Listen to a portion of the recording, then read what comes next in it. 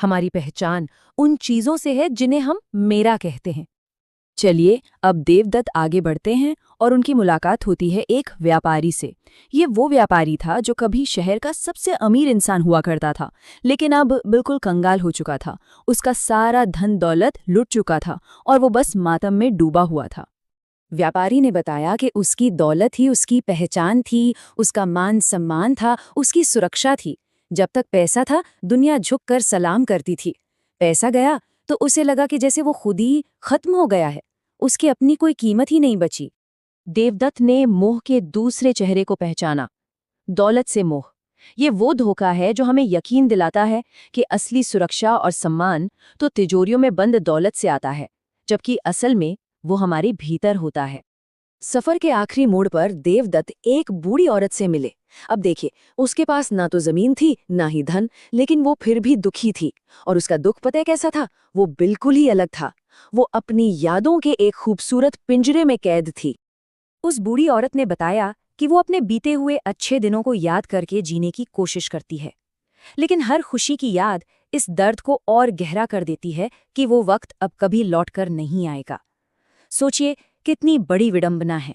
उसका सुख ही उसके दुख की वजह बन गया था। और यहाँ देवदत्त ने मोह का तीसरा और शायद सबसे गहरा रूप देखा, अतीत से मोह। ये उन यादों को कसकर पकड़े रहने की आदत है जो हमें आज में जीने ही नहीं देती और बस बीते हुए कल की जेल में बंद करके रख देती है। इन 3 मुलाकातों के बाद देवदत्त का मन सवालों से भर गया। उन्होंने मोह के अलग अलग चेहरे तो देख लिए थे, पर उसकी जड़ क्या है ये अभी भी समझ नहीं आया था। और बस ठीक उसी पल जब मन में सवालों का तूफान था, कृष्ण उनके सामने प्रकट हो गए, क्योंकि अब देवदत्त उस ज्ञान को पाने के लिए तैयार थे।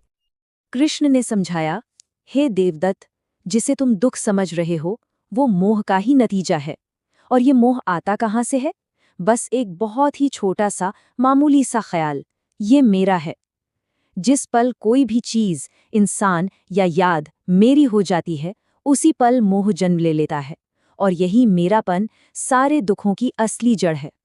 देवदत्त के मन में तुरंत एक सवाल आया, तो प्रभु, इसका मतलब क्या मुझे अपने बेटे से प्यार नहीं करना चाहिए? क्या वो भी मोह है?